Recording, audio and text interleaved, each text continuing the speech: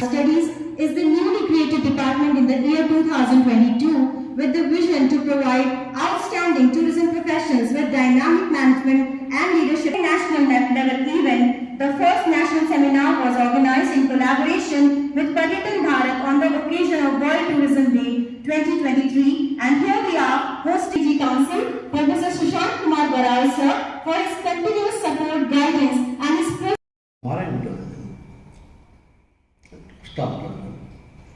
whether it's coastal tourism, we should say past, or marine tourism, we should say past. So I will not join in this jargon. Pratikant was there in Goa. Realizing the importance of Goa, in July, I remember in July 1990, the Government of India supported a proposal submitted by the Goa government to have an institute for coastal and marine tourism development. The name of the institute is National Institute of Water Sports. But after it was created, on the chairmanship of the Chief Secretary of Goa, Government of India was paying some revenue grants, continued till 2005. 2006, I joined with the director in the Financial Tourism and Travel Management, where functioning like a treasury to receive the money of grant from the Government of India and transfer it to the government to run this institute.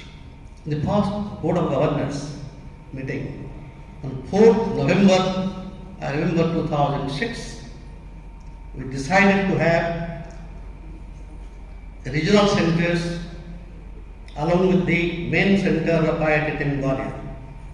Fortunately, before that, a dynamic Odia Minister Sekanjana created one center for Eastern Zone. So I was thinking about the Western Zone, Western region, to have a center. At that time, it clicked really, why not to take over this institute, which is practically not functioning, a dysfunctioning institute under the direct control of the Minister of Tourism. In 2007, we took over this institute as a regional center of IIT team, and that time Pratikant was the assistant director there. His regional director was in charge of the principal. He was reluctant. In fact, he was unhappy with me. But fortunately, at that time, both the Joint Secretary, Mr. Nivet, just mentioned his name.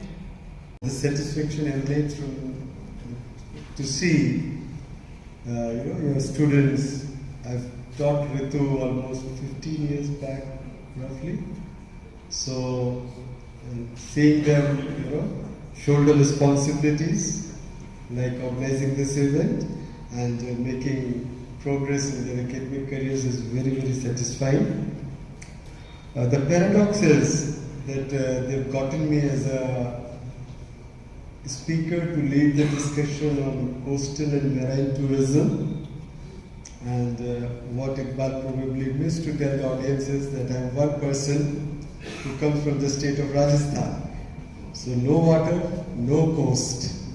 So that sounds like a paradox, but then that's an opportunity because people from the dry state of Rajasthan like me always crave for water, greenery, coast, rivers, beaches, mountains.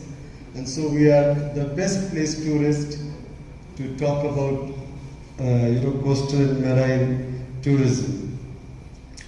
As a lead speaker on this occasion, because I know this session will be followed by much more intense discussion on various aspects of coastal and marine tourism, more so as Patnaik Saab said on the sustainability dimensions of coastal and marine tourism. I think my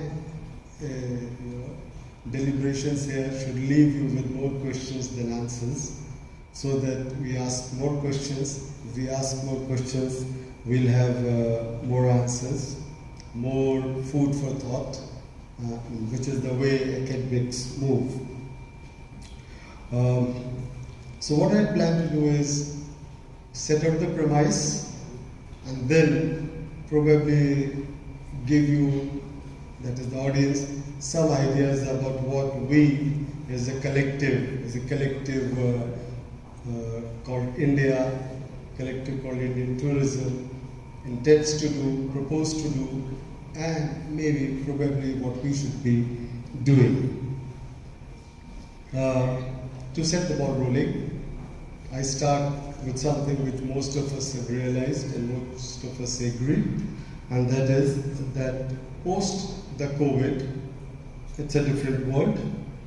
It's a different world because we as humans look at this world, have started looking at this world differently. We have revisited the relationship between man, his environment,